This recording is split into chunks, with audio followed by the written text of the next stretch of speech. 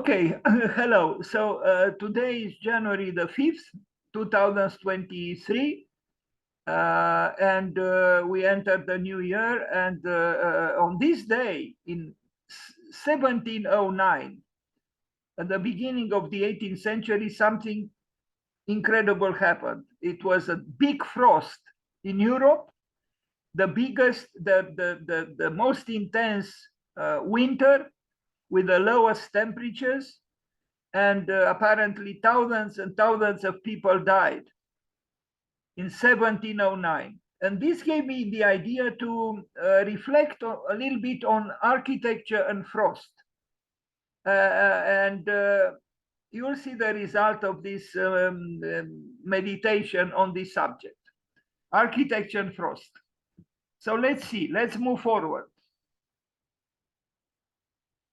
I will begin with the works of an architect I admire and who was actually invited twice here on this Zoom platform. And the first time he attended in May 2020, when we paid homage to his good friend Lebbeus Woods, who died in 2012, but was born on May 31st. Anyway, I'll show a few buildings by Stephen Hall, a contemporary North American architect.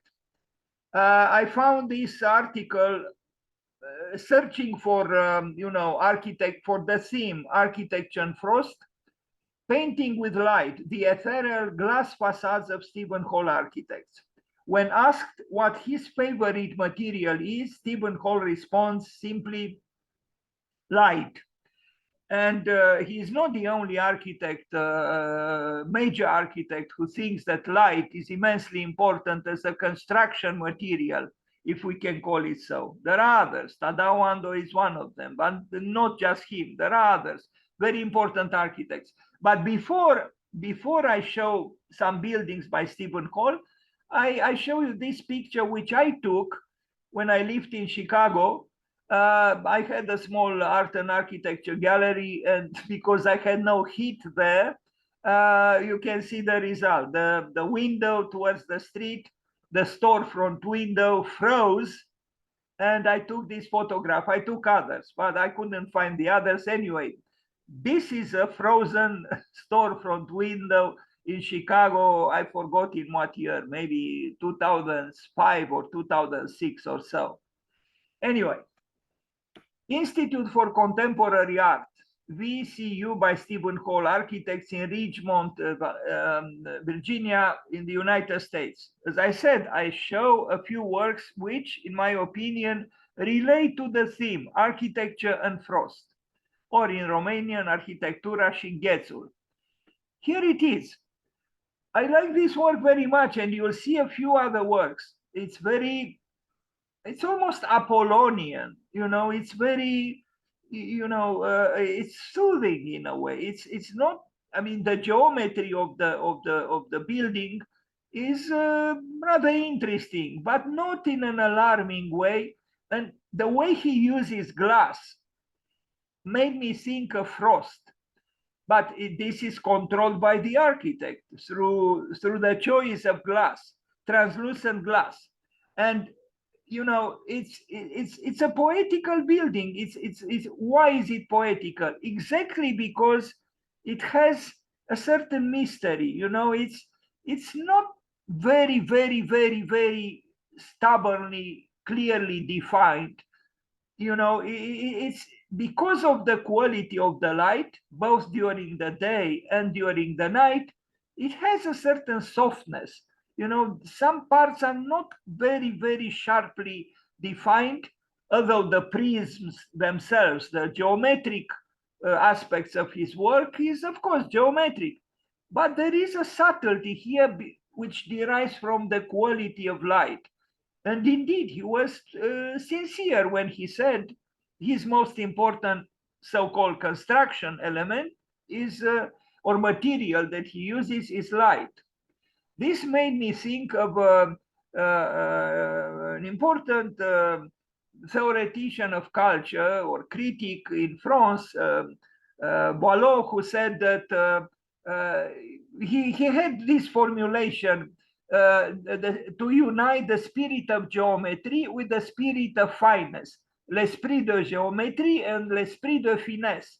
Asta vedem aici, vedem geometry. Sorry, I'm talking now in Romanian. We see geometry, but we also see the subtleties of of fineness, if I am to translate this into English. L'esprit de géométrie and l'esprit de finesse. Let's read a little bit about this building. The secret to bringing his paintings, because the way Stephen Hall works, he does watercolors with sketches, conceptual sketches, about the ideas he has when he makes a building. And we are going to see a few of them.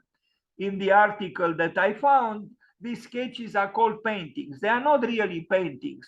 They are done with watercolors, but they are not really paintings. They are study sketches that are colored in watercolor. Anyway, the secret to bringing his paintings to reality is twofold.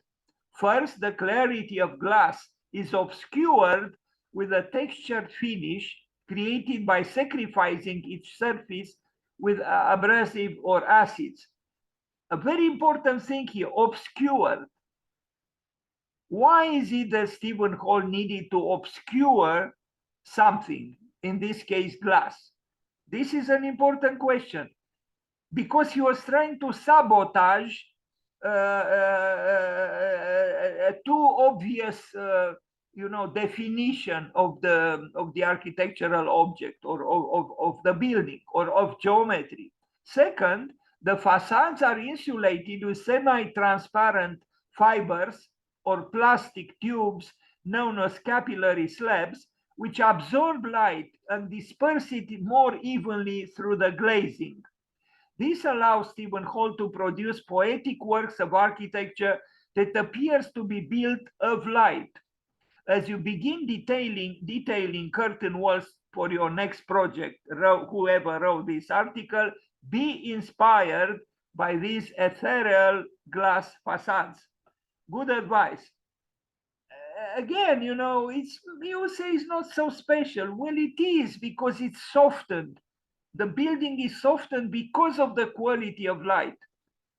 And because he obscures a little bit the definition of the sharpness of geometry. And this is important. It's a modern building, of course, but it's not aggressively modern. The plan, is, it's interesting. It has movement. He's one of the best architects today in the world, Stephen Hall, and I think the few buildings you are going to see now will convince you of this. This is how the building looks from above in a rather uninteresting urban context. You see rather banal buildings to the left and to the right, but his building is not banal, and it made me think of frost. It made me think of winter because of the color, but also because of this particular way in which he treated light.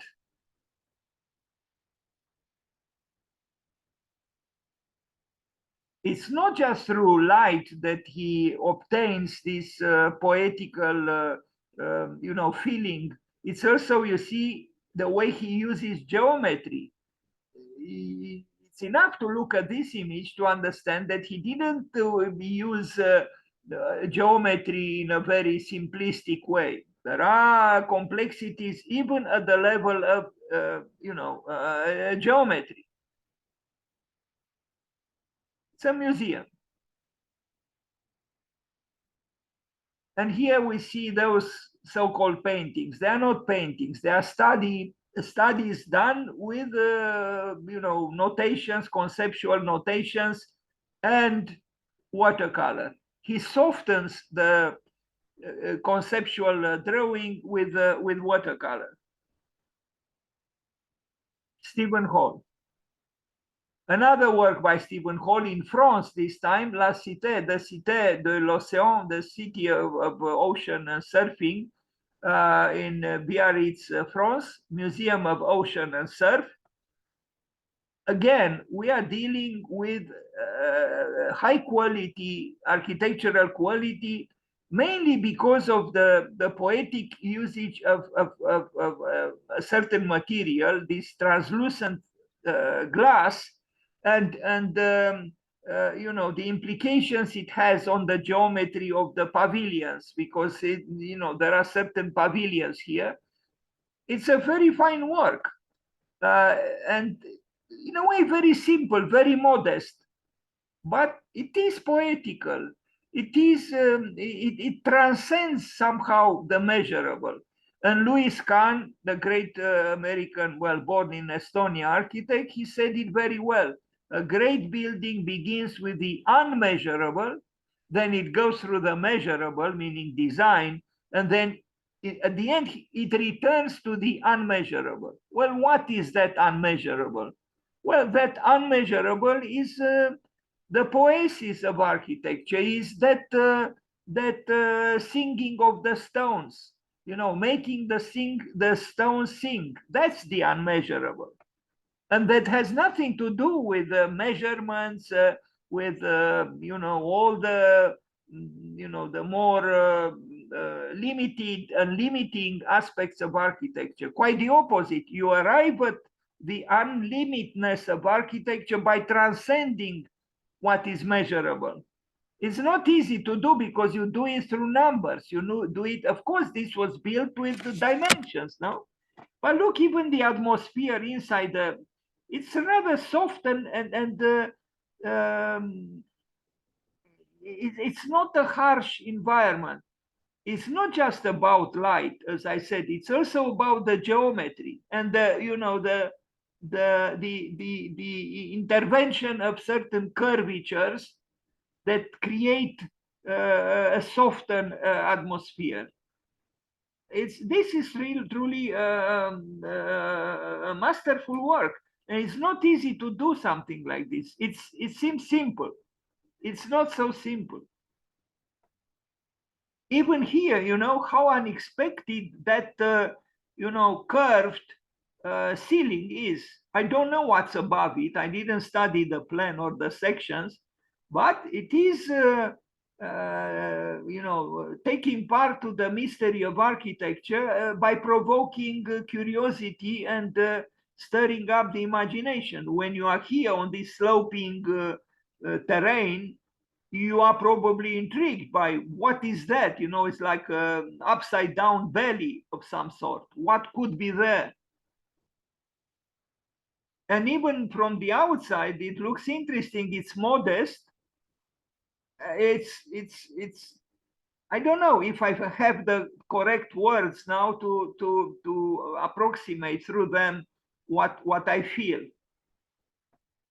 Visual arts building at the University of Iowa in the United States, also by him.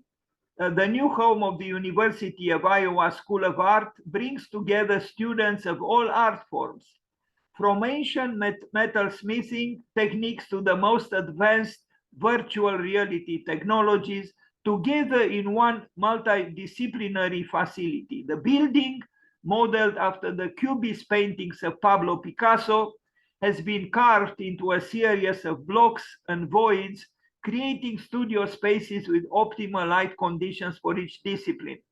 By the way of Pablo Picasso, this year, there are 50 years since Pablo Picasso died.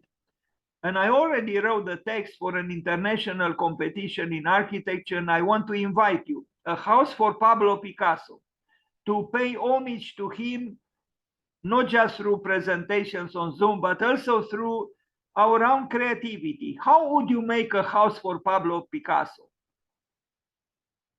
It's not easy because you have to learn a lot about Pablo Picasso and his art, but you also have to create one that is sufficiently good to pay homage to him. I invite you to this competition. Let's celebrate Pablo Picasso 50 years after he died with a great house for Pablo Picasso.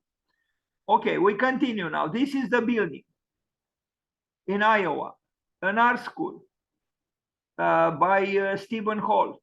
Even here, there is something of frostiness in a way, you know, but I use the word mostly in a metaphorical way because of the way he manipulated light and the way he softened geometry.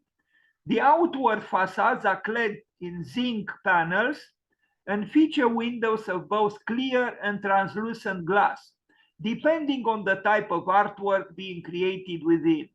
The inner facades are finished in planks of rough cast channel glass infilled with light diffusing glass fiber insulation. A screen of perforated stainless steel wraps around the exterior, modulating the intake of natural light while further complicating the play of transparencies and opacities.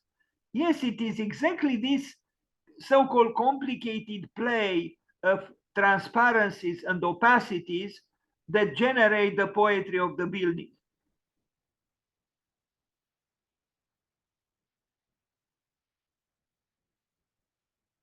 This is how it looks like from above, and in the interior also is kind of the same atmosphere.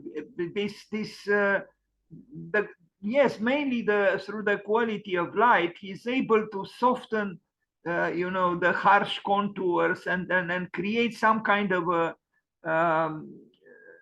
I'm tempted to use a paradox or an oxymoron, you know, a warm frost effect. How could something that is frosted be warm? Well, you probably noticed when there was snow, and if we don't have snow now, the third year, snow became a thing of the past, it seems. Let's hope it comes back. But you probably experienced it if you put your hand in snow without a glove. The first feeling you had was that it was burning. But how could snow burn? This was the first feeling. This is the first feeling that it burns, but it is cold. Snow is cold. How could it burn? It's a very good building. Another good work by Stephen Hall.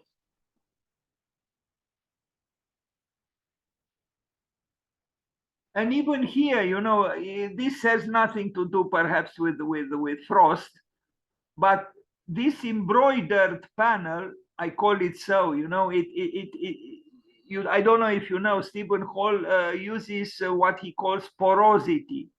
So here he uses this porosity again in order to diffuse light, to create poetic architectural interiors with this rather mysterious light, which is filtered through this embroidered panel. It's a metallic panel, but because of, on one hand, the ornamentation of the, you know, the penetrations in the panel, and in conjunction with the light, you almost do not feel it steel at all, although it is steel, but it's not cold. Now, another very interesting work in Great Britain, also by Stephen Hall. We'll see a few other works by other architects. Do not panic. It's not a presentation dedicated to Stephen Hall. Translucent glass by Oka Lux. For example, if you work on a project and you are seduced by the idea of you know, creating soft interiors and soften the geometry of your building, maybe you contemplate using the same glass that Stephen Hall used, translucent glass by that manufacturer. I imagine there are other manufacturers, but he used this particular glass. Now look at this building. I like it very much. You know, it touches a very old building, but one student asked me, you know, how could I integrate my proposal in the context of existing buildings? And I suggested to him to to work within what I call harmony through contrast. You can realize harmony through contrast, just like here. You see the building on the left, you see the building on the right, but the building in the middle by Stephen Holt is contemporary, is new, but it doesn't mimic the buildings on the left and on the right. And still, I think it works very well. You see here, and this is apparently a very old building, the one on the left. And this didn't make Stephen Hall to mimic this building. He's simply doing his architecture, but you feel that is not really aggressive. It's not aggressive towards this building, although it's very, very different. Is it integrated? I would say it is, but it is integrated through contrast. And I think contrasts are very, very lucrative, and they're very, very useful, not just in art.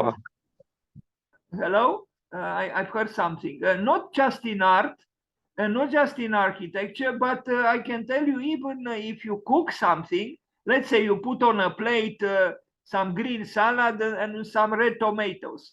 Red and green are opposite colors. But that plate becomes more appealing because of the contrast of the colors. So contrast could activate the dynamic qualities of any work. Plus, let's talk now about love, no? The attraction between he and the she, no? You have, what kind of harmony do you have there? It's an harmony through contrast. So please consider reflecting on the harmony through contrast, like we have here.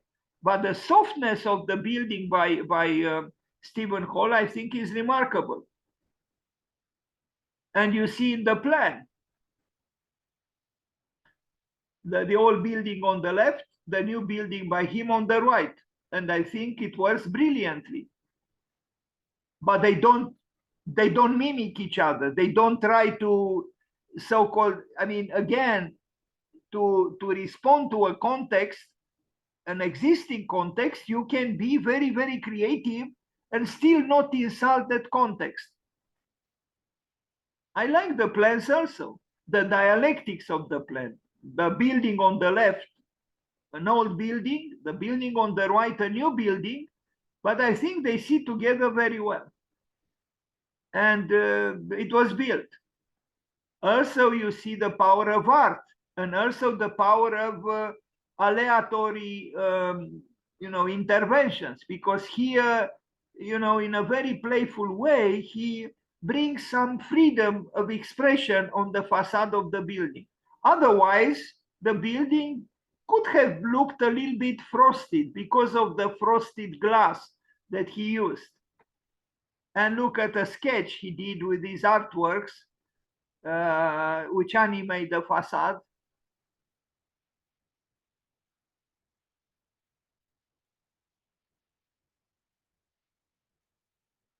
And a sketch for the building.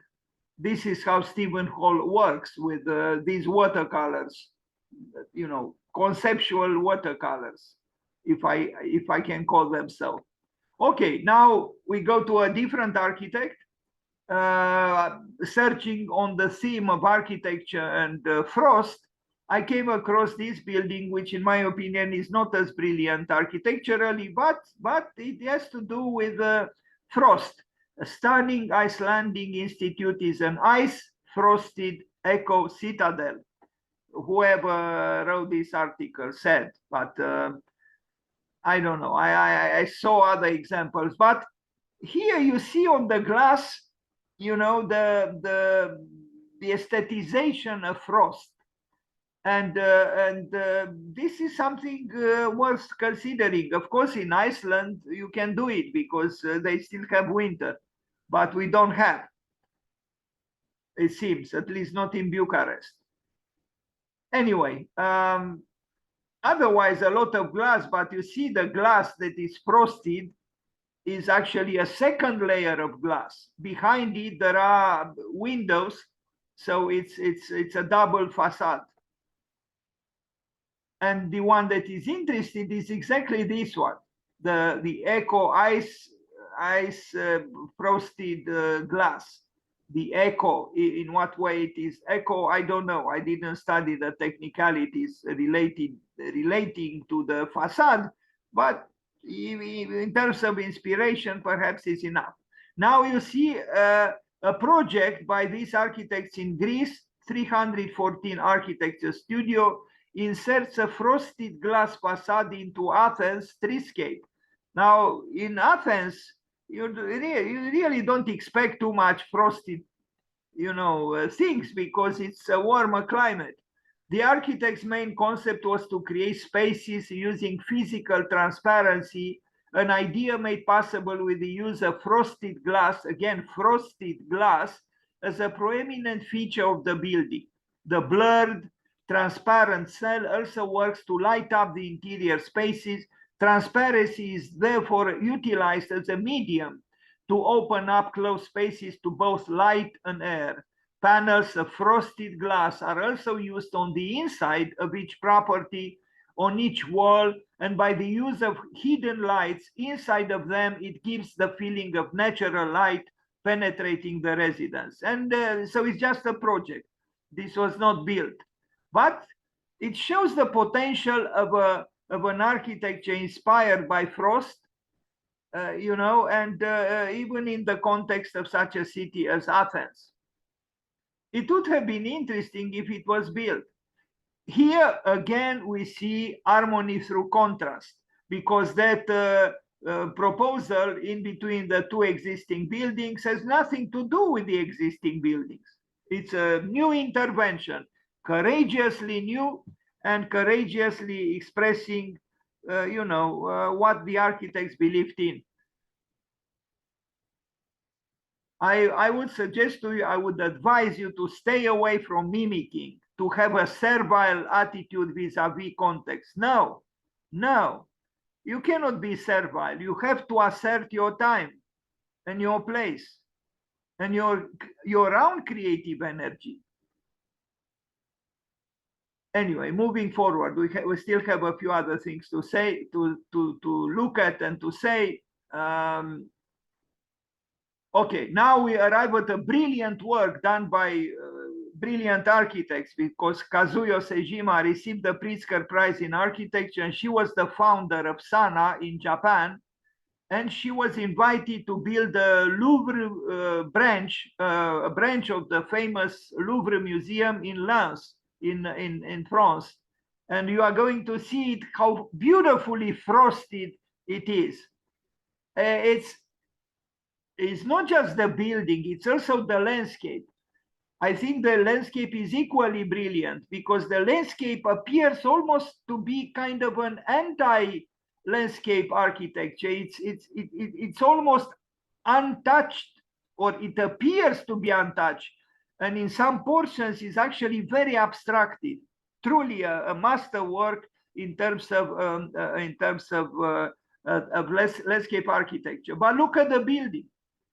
It has the same quality like the Stephen Hall, maybe even more so in particular conditions of light.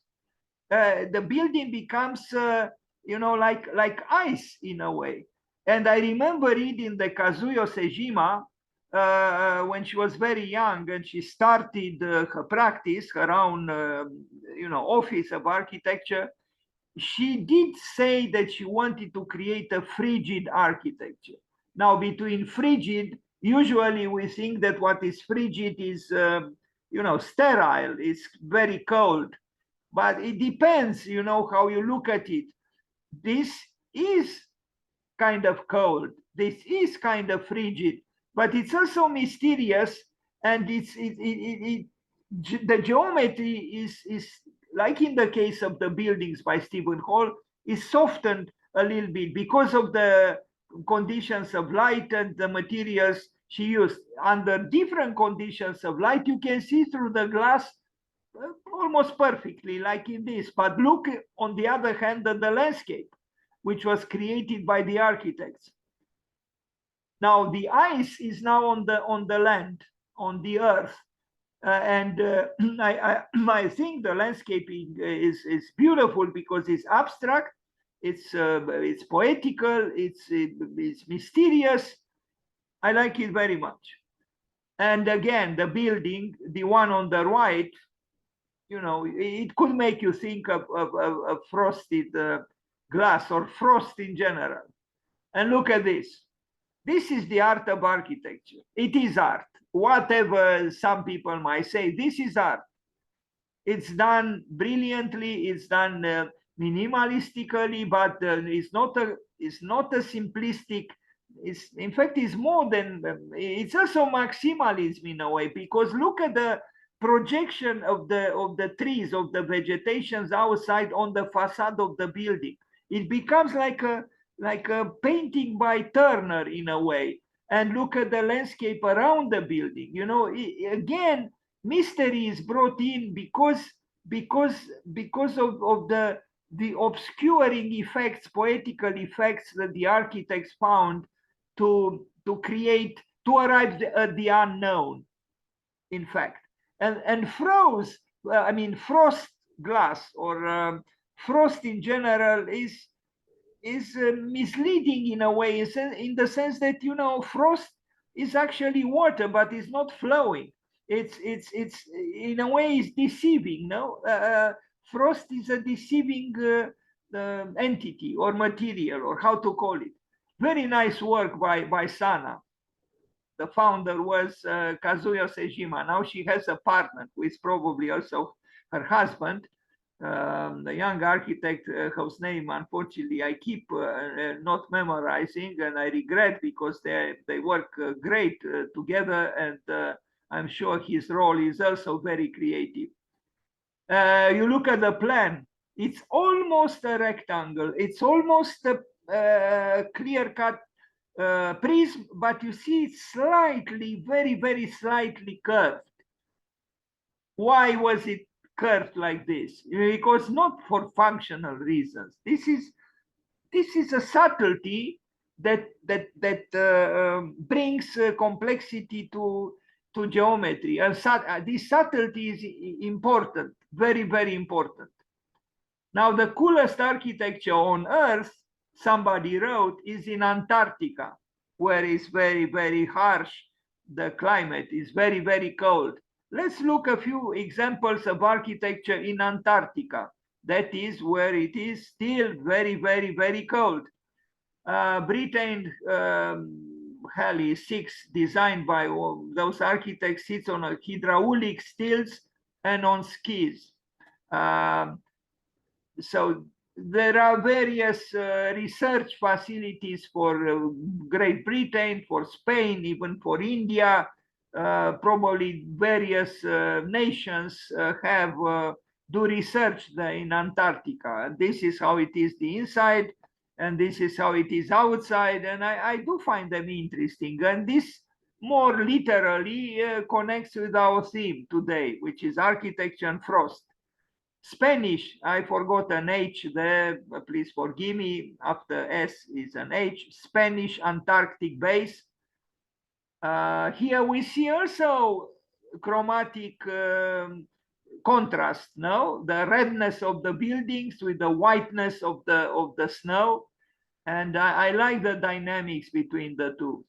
Well, in European alchemy, these two, white is not considered a color, but the redness symbolizes the sun, fire, sulfur, and south, while white symbolizes water, the moon, and north. And the feminine principle, while redness symbolized the king, the mythical king. Anyway, maybe it was not necessary to mention alchemy, but what I'm trying to say here, even colors, they are not just colors, that there is a symbolism of colors. You know, colors used to mean something for some people, for some times. Unfortunately, we kind of forgot that. A British Antarctic base, here also we have, you know, rather futuristic architecture in red, as opposed to the whiteness of snow in Antarctica. Now we look at India's 2 active research stations in Antarctica. Is this building, and it seems quite large. The designers of this station sped up construction time by employing shipping containers as building materials. Okay, so they did a great job with shipping containers. Antarctica, maybe the the part of the world which will have the most brilliant future if the climate keeps warming up. Now you will see a very dramatic picture of an aurora australis visible over one of those pavilions that we looked at before, Heli 6, I think, for the British, for the Great Britain, during an Antarctic winter night. So you'll see an Antarctic winter night with an aurora australis, which was visible over that complex of pavilions that you see at the bottom of the picture. But look at the beauty of the sky, this so-called aurora australis. And this was not, produced with Photoshop. This was a photograph of a real event that occurred one night there. And you see the buildings, the British buildings, it's surreal, no? Or you think this is from a different planet or who knows where. Now, architecture of Antarctica, 12 strange sub-zero structures. That was the name of the article from which I took the pictures before. Now we are going to look some projects, including with the participation of a Romanian architecture student that attracted my attention. I'm talking about Hani Rashid, who teaches in Vienna at the Institute of Architecture, and he has an atelier there, and there are students from all over the world, and there are some Romanians too. In fact, Zaha Hadid was teaching at that institute for almost 20 years, and I have a book, Fluid Totalities, where 6 or 7 Romanian students are present with their works in the big book, either Total Fluidities or Fluid Totalities.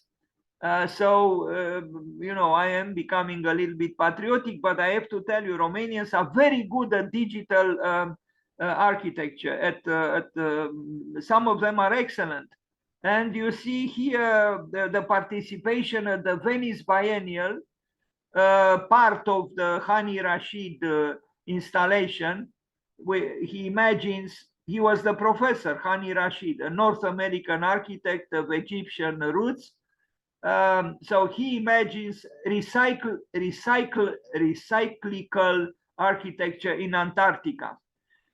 He wrote, by the end of this century, meaning 21st century, global warming, overpopulation, and humans' consumption of natural resources will affect Antarctica as well. Hani Rashid's exhibition showcases future scenarios of sustainable and high-tech architecture. These works were shown at the Venice Biennial. And this is a project. You see some fragments of iceberg there, and you see the architectural proposal. And so Venice 2016, Hani Rashid with his research assistants and students at the University of Applied Arts in Vienna presents the Antarctica exhibition, visionary architectural proposals for the 6th continent, Antarctica. The projects are focused on the prospect of building new types and formations of communities for the late 20th century and beyond. Do you see the name Mihai Potra there? Olympic Winter Games by Mihai Potra, and then a few other people whose names I hesitate to pronounce, but you can read them. Studio Hani Rashid 2016. And this was the project.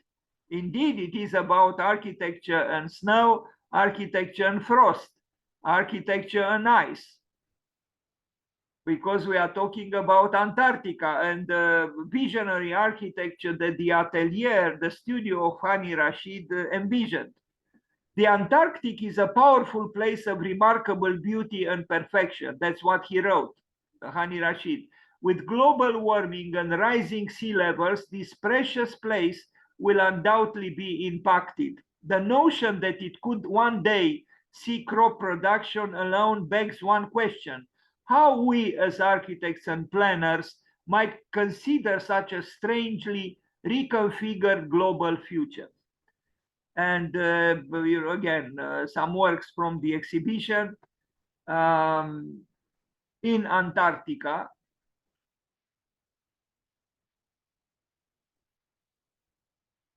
This is almost a transformation of attempting to be architectural based on the snowflake.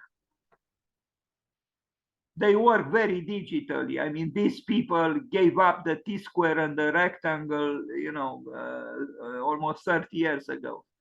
Now I show you a work I did, just a few images. I didn't send it to Helsinki, but I made a few, if I can call them sketches. I worked with ArchiCAD, an old version, for the Guggenheim Museum in Helsinki, in Finland. And I wrote then, since the icebergs are melting, let's build an iceberg. So that's what I did.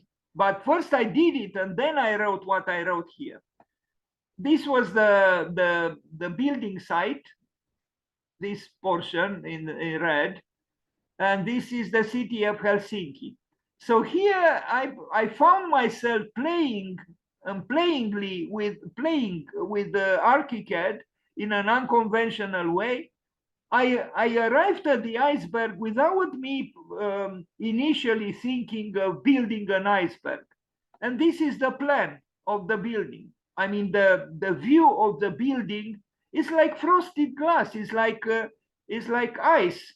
No, that's how it came.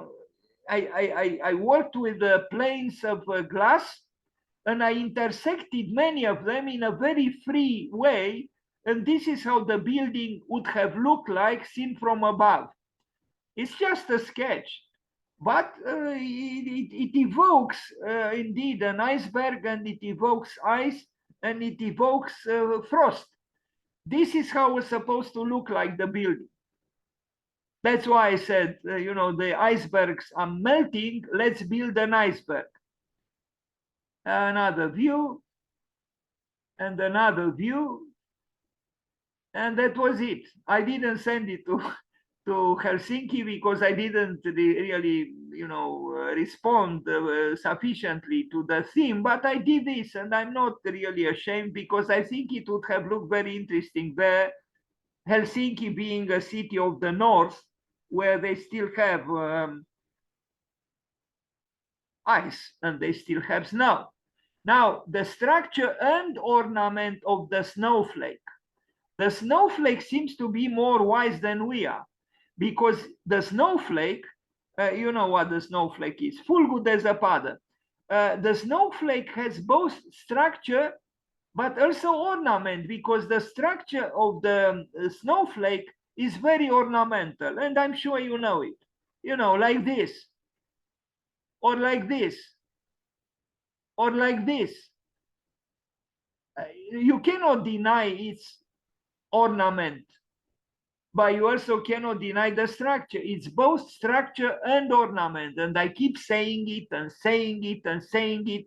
We cannot have just structure. We also need to have ornament. The ornament needs structure, and the structure needs the ornament. They need both.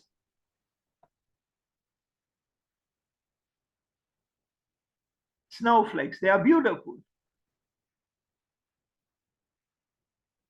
Again, like in the buildings of Stephen Hall, or those facades, magical facades of the Louvre in Lens by Kazuyo Sejima, you have geometry, but you also have a geometry which is obscured through various special materials or techniques.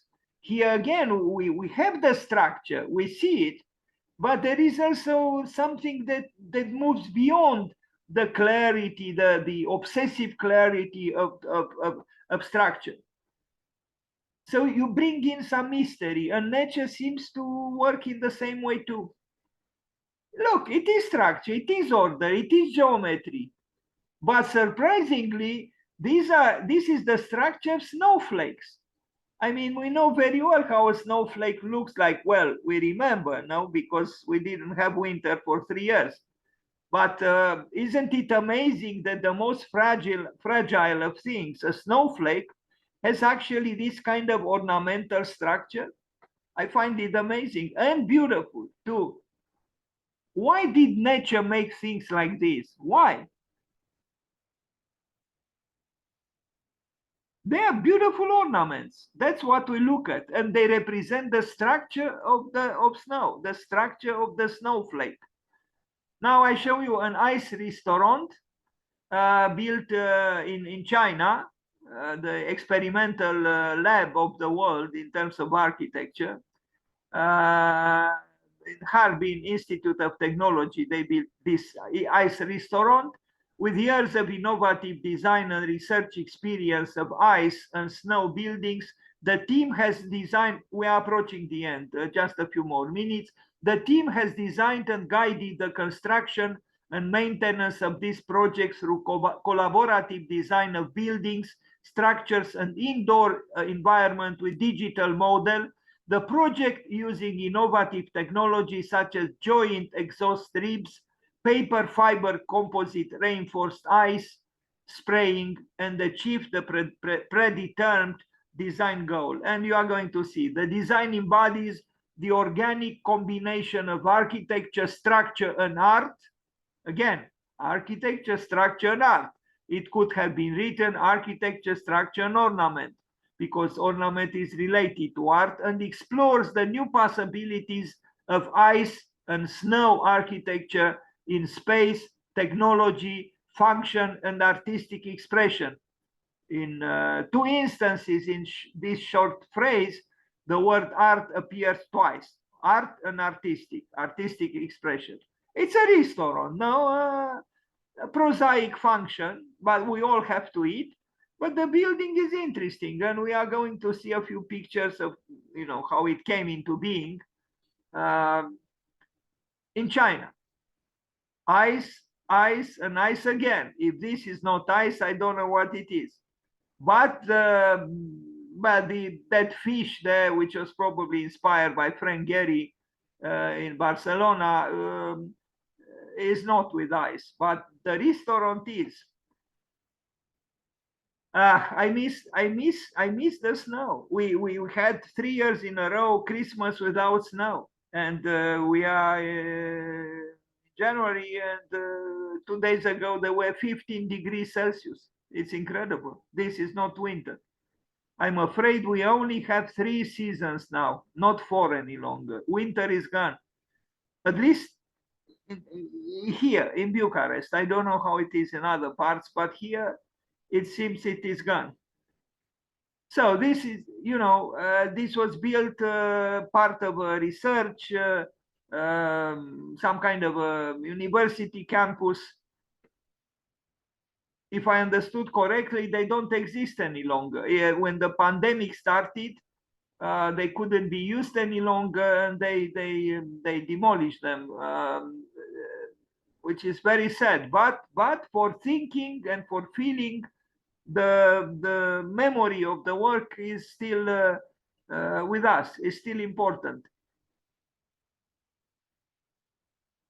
And how was this done like this? Because you cannot do it, just with ice. You are going to understand how it was done. But it is indeed explicitly, literally, a work that refers to architecture and frost. In fact, the frost aspect is so obvious, almost.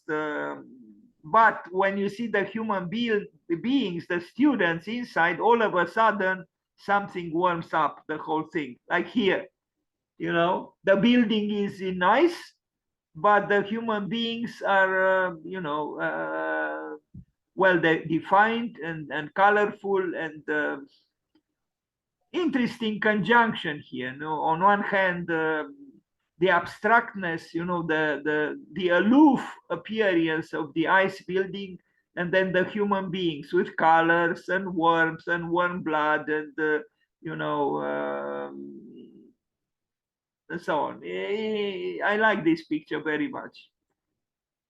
Ice, ice. But this was built through a certain technique, as it was mentioned in the text at the beginning. You know, they used research for some years. That's how they arrived at these shapes, and then they sprayed ice on top of these things. So underneath the ice so-called structure is the real structure, which are these inflated, you know, shapes and pavilions. Nice. Nice though. So it's man and nature in some kind of a you know conjunction or you know collaborative effort. Interesting work in China. Ice restaurant, ice bar, a sculpture, and the entrance. Why do you need a sculpture? Well, we need a sculpture because we need art. Otherwise, we will die of boredom on this earth. So with years of innovative, no, I think I read this already. Now, because I like to play in a way, I discovered this Danish architect who has the word frost, his very family name. But he also, you know, in the Latins say, nomen est omen. The name is destiny. Well, strangely perhaps, but also beautifully in a way, he started his own architecture firm, and they do excellent work. And I end this presentation on the subject of architecture and frost with Michael Frost, who built a building called actually the iceberg, an abstracted iceberg, Michael Frost. So Michael Frost is an exceptional architect and co-founder of the Danish architecture firm Cebra, or I don't know if I pronounce it correctly, Cebra. When not working, in quotation marks, because a true artist and a true creative person is working and playing at the same time. Otherwise, you cannot create. That's why I keep telling the students, work and play at the same time. Be playful in your work and work in your play. Otherwise, your work will simply not be creative. Michael is well known in the architecture scene for the lively sketches and watercolors, but look at the work he did with Cebra, I guess, his architecture office. Here is the man, and there is the iceberg. It's a housing complex in Denmark, and I think it's excellent.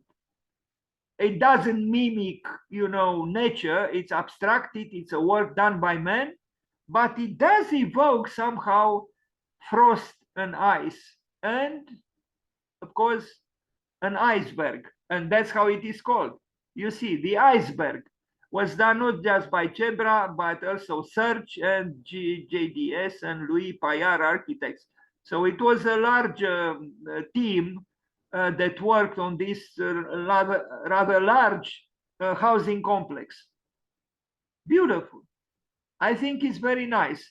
And it's very nice because, again, it's work and play. Those triangles evoke the icebergs, evoke the proximity to the water there in Denmark. So it's an architecture that is engaging, and you'll see young Danish people playing around themselves, because architecture does have an effect on you. If you live in a boring and banal environment, you mellow down yourself, you have no energy, and you might even become apathetic and so on. But if the architecture is engaging, then you become energetic too, in general. So Mr. Frost did a good iceberg here, and the interiors are also engaging because of these triangles and moving various angles. We need a dynamic life. We need a life that is interesting. Otherwise, we die of boredom, and we don't want that, do we? And you see triangular windows, triangular shapes, the roofing. He cut. They are like crystals. They are crafted in a certain way to evoke somehow, some kind of an iceberg made of various buildings, actually. I think it's a good work by this architecture office from Denmark. So in Denmark, we don't have just Bjarke Ingels. We have other architects very good themselves. Why is it that they do such things and we cannot do such things? Why is it? Yes, Denmark is doing well economically, but I don't think it's just that. It's the mentality. It's the mentality. Denmark was not always immensely rich. It is rich now, but we are not so poor either. So let's do some very creative works ourselves. And let's break the box, out of the box, please. For example, this kind of wall in our, system of thinking are discouraged. How are you going to put the furniture here? But why do we need to put the furniture everywhere? I think these sloping planes are engaging.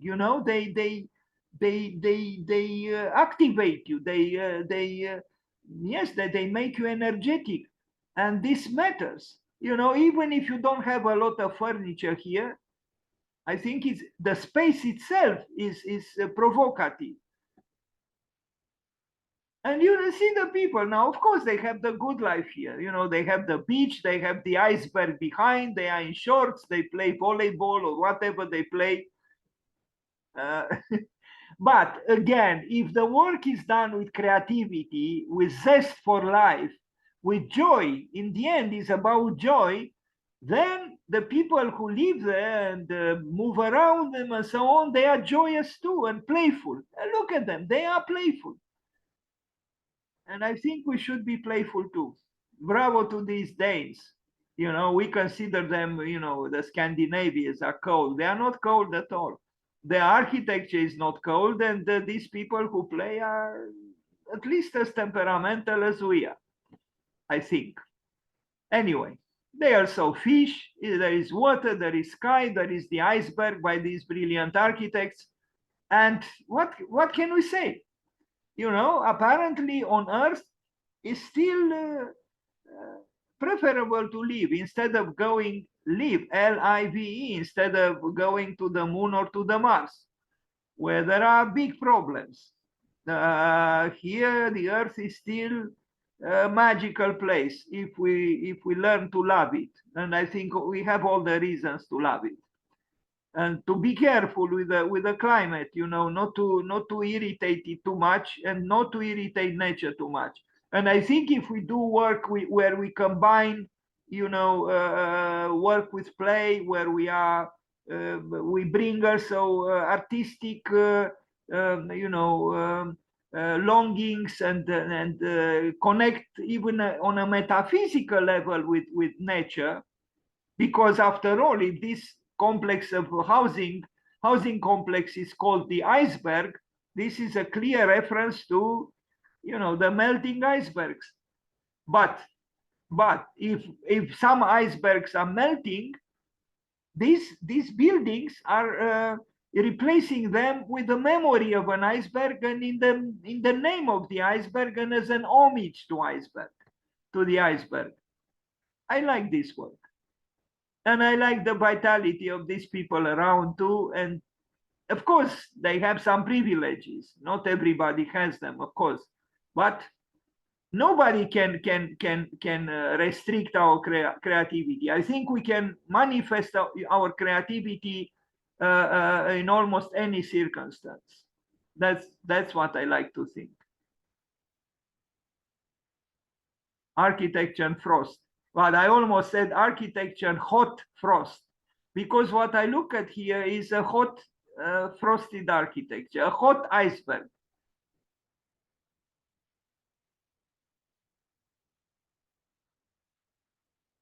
Denmark, the country of Hamlet and Kierkegaard.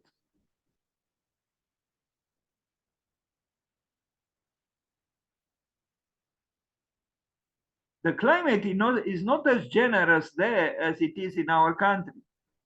But look what they do, look what they build. And look at the elevation of this housing complex.